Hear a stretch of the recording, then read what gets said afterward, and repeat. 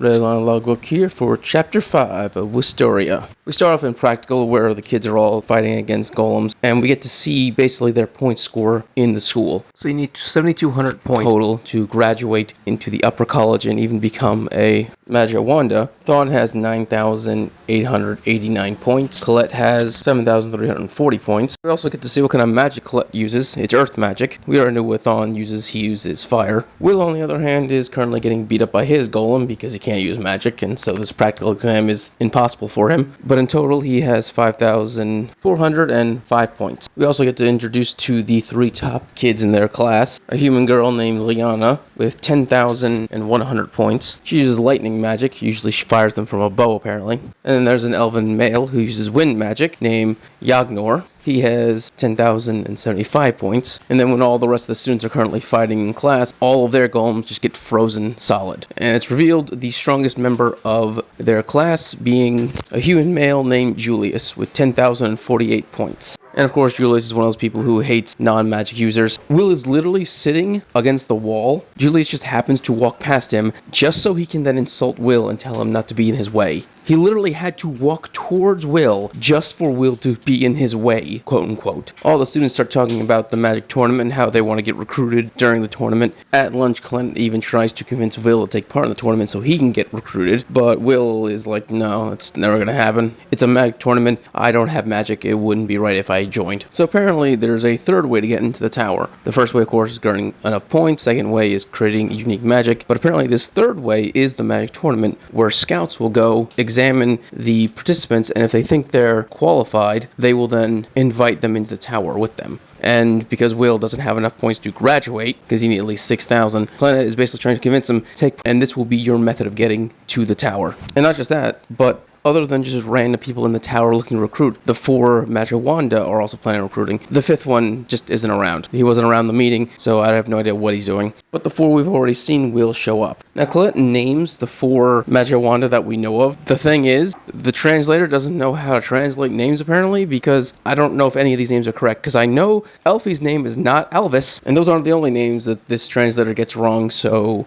I actually have no idea what the names of the Magia Wanda actually are, other than Elfie. Point is, Clynette thinks that this is Will's chance of getting into the tower, but Will just flat out rejects her, saying, no, I'm not doing this. 4 years ago, in his second year, he took part in the tournament, and he got last place. In fact, he got the historical worst score ever, and so Will just doesn't want to go through that humiliation all over again. When Will gets up to leave, Clynette then jumps up and says, hey, what are you going to do after school? Do you want to go to the library with me? Because she's super excited to basically go on like a library date with him. He says, no, I got work, and he just walks away. Kiki's there to comfort her, though. He's just patting her arm. So Will works in a dwarven restaurant on the outskirts of the city, patroned by all dwarves. The reason why it's on the outskirts of the city is because dwarves are heavily looked down upon by everyone because they can't use magic.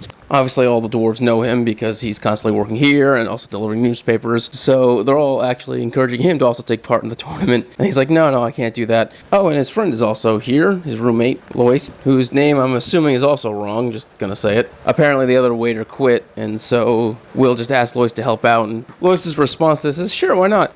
Doing work without magic sounds like fun for a while. Lois then points out to Will that he's not getting paid a lot at this restaurant. Why doesn't he ask Wilkins to get him a better job? And Will's response is twofold. One, he doesn't want to be more of a burden to Professor Wilkins. But two, he likes the dwarves. He likes spending time with them. They're strong people who work hard, give it their all. He respects that, and he likes being with them. That's when Julius and 2 of his friends just tried to barge into the restaurant, start insulting everyone. Like, literally, that's the first thing they start doing. They sort of are all the dwarves, saying that they're basically freeloaders because they're from another world, and they're basically just hiding here. Technically, so are the elves, but because the elves can use magic, they're respected while the dwarves aren't. Then they order food and drinks, and then he criticizes the food, saying it's disgusting, and not just that, but all the patrons in the bar smell. As you can imagine, the dwarves are taking it in strides the best they can, but eventually Will snaps and demands Julius apologize to everyone. First off, the sprouts are great because they can grow in even the lousiest of soil. And 2, if you smell like sweat, it means you worked hard that day. That's something to be ashamed of. And so Will demands that he show respect to the dwarves. Julius doesn't give a shit. His two friends then decide to get into Will's face. Will just knocks them the fuck out instantly. It's not even close. He just grabs them by their heads and just slams them to the ground. Out cold, one shot. Julius is actually happy about this because now he gets to attack Will, which is something that he's been wanting to do for a while. He attacks him with his ice. Will is able to block the first volley, but